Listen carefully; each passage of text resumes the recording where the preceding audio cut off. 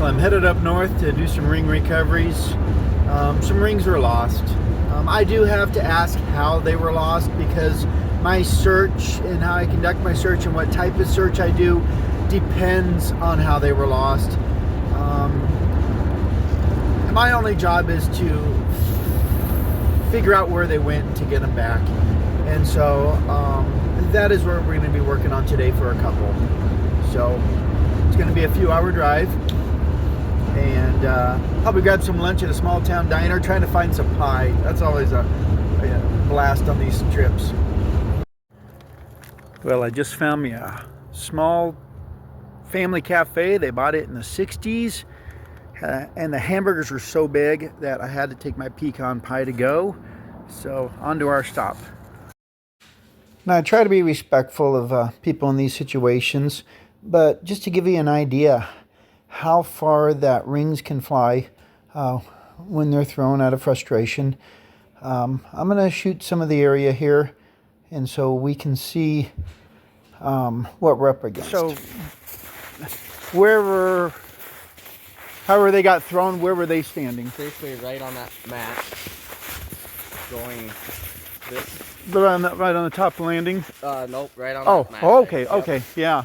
And then went this way. So where did you find the other ones? Oh, I cannot believe, and the metal detector I had didn't even find them. Well, yeah, and it's a lot of times I'll find them just because I'm systematically searching. Sure. So the one I found laying right in the snow here. Yeah. The other one I found in the snow here. And then where the needles are on the ground there was the other one. Okay. So they're all, that's why I was leaning towards in a tree at this point between these two trees. Yeah. Or it is still somewhere here. So I have seen them fly as far as 75 feet. That was a new record by somebody when they were actually thrown. Well, I was glad I at least found the diamond ring back, because I didn't realize how much of a pain it is now to replace it, to get the exact color. And, oh, okay, yeah. And they were all thrown at the same time? Mm-hmm. Okay. So, I don't have an exact picture. No, that's fine. And that one's white gold. Yep. Right? Yep. I don't know, something similar to this as well. Yeah. And that is going to be a really faint signal on a detector, just because, yeah, there's not much metal underneath those diamonds, and gold is not very conductive. Okay. And so... so I was even coming out at night with my spotlight. I figured that one of all rings would be the shiniest to bling at you, but... Yeah, it's, yeah. And so is that the smaller of all of them? Yep. That's also going to have less inertia. Okay. So when it's released, it's going to hit terminal velocity faster, and usually not go as far too. Sure.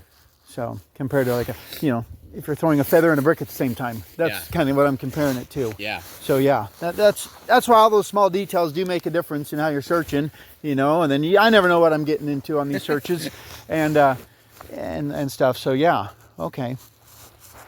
So yeah, pretty much it's somewhere in this square. Somewhere between that mat. Yeah. Yes. So I mean that's pretty good for it to actually get in between that, get in between the trees there. Yeah, right. Well, I was going to go live with this today, and then I didn't have my holder for my phone.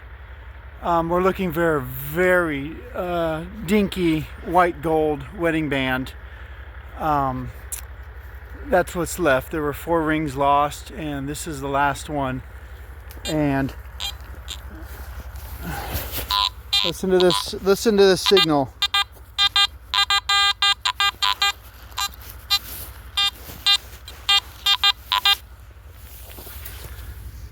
So there it is.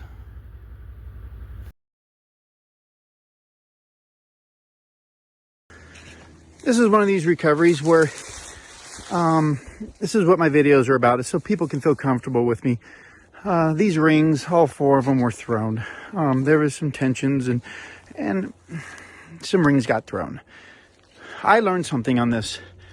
So those rings traveled about 75 feet. I believe they hit this tree because they were found underneath the base of this tree all the way around. 75 feet is a new record because they would have had to hit the top of the tree because this tree is behind this tree. There's no way they could have gone through the tree, especially you saw how small and light that ring was. And so when I do these recoveries, really I ask a lot of questions. I have to, try to think of physics and inertia and all the different possibilities, trajectories and things when I'm doing these. And so anyway, give me a call for all your metal detecting and recovery needs. Just happy to get these back to this couple and wish them many more years together. Well, when I take these road trips, I like to stop at different places. So there's a tot lot right over there. So wood chips, there's actually, people lose a lot of stuff in them, but there's a big veterans memorial here with all sorts of different stuff in it. And one of the things is Freedom Eagle. There's a big eagle up on top there. And it's on top of steel from the actual World Trade Center, Twin Towers. Great reminder of lives that are lost and those that serve our country to protect our freedoms. And so, got some other displays over here that I'm going to tour also.